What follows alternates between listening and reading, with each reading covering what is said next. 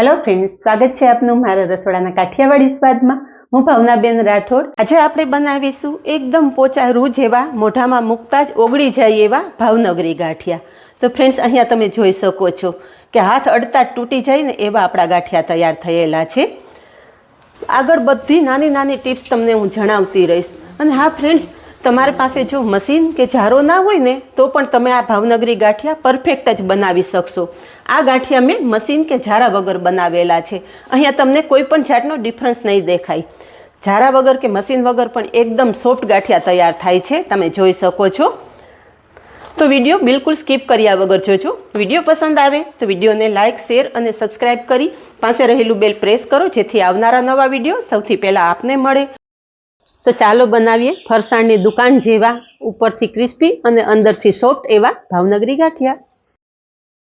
तो फ्रेंड्स, घणा लोको एवुं कहेता होय छे के पेकेटना लोटना ज गांठिया परफेक्ट बने, पण हूँ तमने गेरंटी साथे कहूँ छूं कि घरे चणानी दाळ दળી अने तमे लोट तैयार करशो ने तो पण आ मेथडथी तमारा गांठिया परफेक्ट ज बनशे। तो अत्यारे मैं घरे दाळ दળી अने आ चणानो लोट तैयार करेलो छे। तो 500 ग्राम चणाना लोट साथे बधुं ज मेजरमेंट आपणे परफेक्ट लेशुं। तो 500 ग्राम चणानो लोट एक मोटा वासणमां आपणे उमेरी देशुं અને ચણાનો લોટ હંમેશા ચાળીને જ ઉપયોગમાં લેવાનો। તો અત્યારે આપણે ચાળેલો લોટ જ ઉપયોગમાં લીધેલો છે। લોટ સાઈડ પર રાખી દેશું અને લોટમાં ઉમેરવા માટેનું એક સ્પેશિયલ મિશ્રણ તૈયાર કરી લેશું। 500 ગ્રામ લોટ સાથે આપણે અડધો કપ સિંગ તેલ લેશું। જેટલું તેલ લીધું છે એટલું જ આપણે પાણી ઉમેરશું।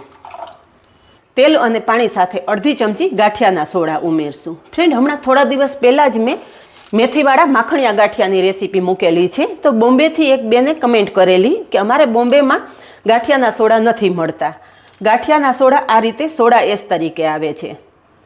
आ पेकेट तमने कोई पण जनरल स्टोरमां आरामथी मळी जशे। पण जो तमारी पासे आ रीते गांठियाना सोडा ना होय ने तो तमे कुकिंग सोडा अर्धी चमची उमेरी शको छो। तेल पाणीनी साथे ज आपणे स्वाद प्रमाणे मीठुं पण उमेरी देशुं અને બીટરથી એક વખત સારી રીતે મિક્સ કરી લેશું। આ પ્રોસેસ ખાસ જરૂરી છે। આ રીતે કરશો ને એટલે તમારા ગાંઠિયાના લોટમાં એકદમ સારી રીતે બધું મિક્સ થઈ જશે। અહીંયા તમે જોઈ શકો છો કે બધું મિક્સ કરતાં દૂધ જેવું પ્રવાહી તૈયાર થઈ ગયું છે। હવે તૈયાર કરેલું મિશ્રણ આપણે લોટમાં ઉમેરી દેશું।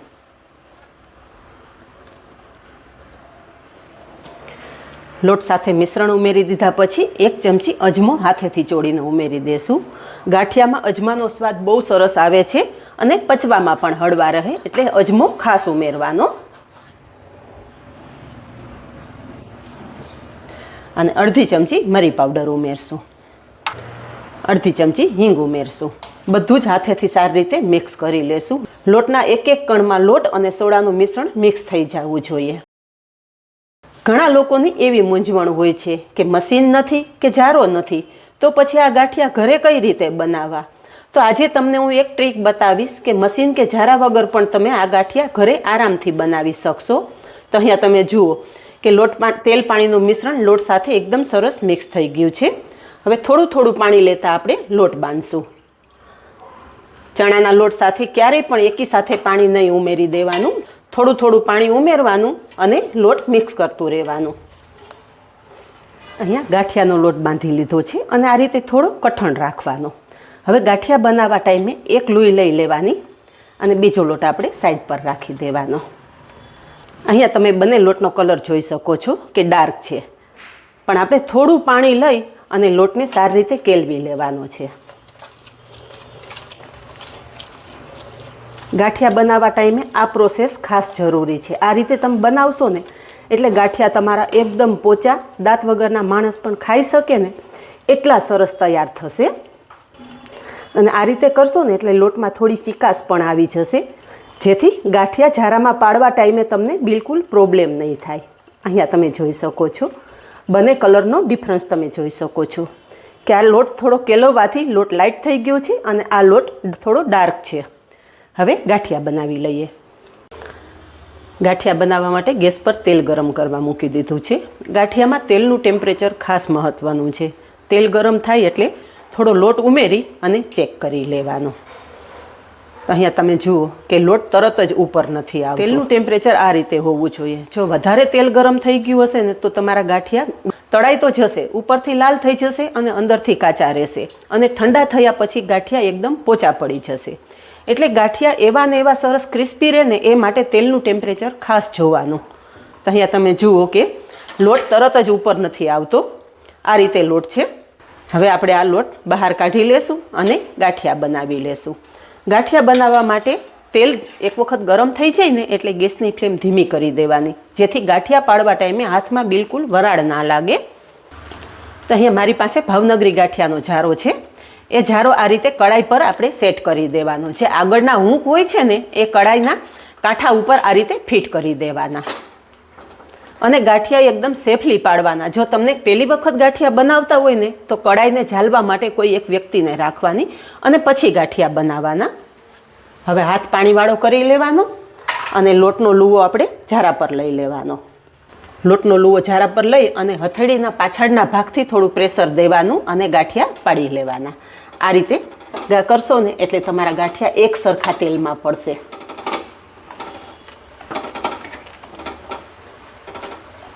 આ રીતે બધી બાજુ હથેળી ફેરવતી રહેવાની એટલે બધા લોટના એક સરખા ગાંઠિયા પડે. જો એક જ જગ્યાએ તમે હથેળી ઘસીએ રાખશો ને તો તમારા ગાંઠિયા એક જ જગ્યાએ પડશે અને ચીપકી જશે. જારો આ રીતે થપથપાવી લેવાનો અને જારા પર લાગેલો લોટ છે ને એ આ રીતે તાવીથાથી ઉપાડી લેવાનો અને જારા પર થોડું પાણી લગાવી દેવાનું, જેથી ગરમ જારામાં લોટ ચીપકી ના જાય.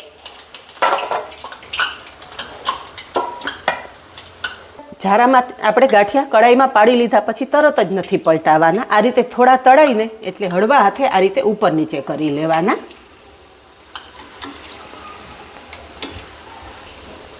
અને મીડિયમ ગેસની ફ્લેમ ઉપર તળાવવા દેવાના. ગાંઠિયા પાડીએ ને ત્યારે ગેસની ફ્લેમ ધીમી કરેલી હોય છે, પણ જ્યારે ગાંઠિયા પડી જાય ને એટલે ગેસની ફ્લેમ મીડિયમ કરી દેવાની. જો એકદમ ધીમા ગેસ પર તમે ગાંઠિયા બનાવશો ને તો પણ ગાંઠિયામાં તેલ ચડી જશે.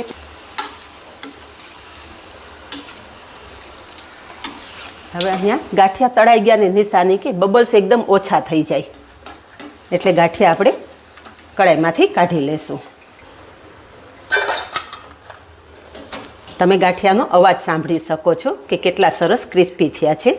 ઉપરથી ક્રિસ્પી અને એકદમ સોફ્ટ ગાંઠિયા તૈયાર થાય છે. હવે ગરમ ગરમ ગાંઠિયા ઉપર થોડી હિંગ છાંટી દેવાની. ગરમ ગાંઠિયામાં થોડી હિંગ છાંટશો ને એટલે ગાંઠિયાનો સ્વાદ એકદમ વધી જતો હોય છે. હવે તમને આગળ કહેલું એમ કે જો તમારી પાસે જારો કે મશીન ના હોય તો કઈ રીતે કરવા. જારો કે મશીન ના હોય ને તો આવી ખમણી તો લગભગ બધાના ઘરમાં હોય જ. તો આ ખમણીની મદદથી પણ તમે આ ગાંઠિયા તૈયાર કરી શકો છો. એક બેચના ગાંઠિયા તળાઈ જાય ને તે આપણે બીજી બેચનો લોટ આ રીતે ઢીલો કરી લેવાનો અને ખમણી ઉપર આ લોટ રાખી દેવાનો.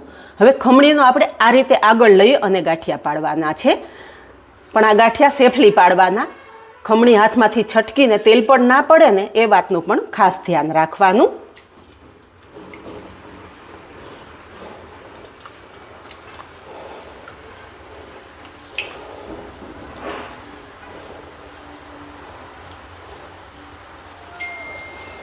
આ રીતે આંગળાની મદદથી કરશો ને એટલે તમારા ગાંઠિયા એકદમ જારા જેવા જ તૈયાર થશે. તો અહીંયા તમે જોઈ શકો છો કે આપણે લીધેલા લુવાના બધા જ ગાંઠિયા આ રીતે મેં ખમણીની મદદથી પાડી લીધા છે. હાથથી થોડું ટેપ ટેપ કરશો ને એટલે ખમણીમાં ચોટેલા ગાંઠિયા બધા કડાઈમાં પડી જશે. હવે ગાંઠિયા થોડા તળાઈને એટલે હળવા હાથે ઉપર નીચે કરી લેવાના. ખમણીમાં પાડેલા ગાંઠિયા પણ એકદમ સરસ તળાઈ ગયા છે.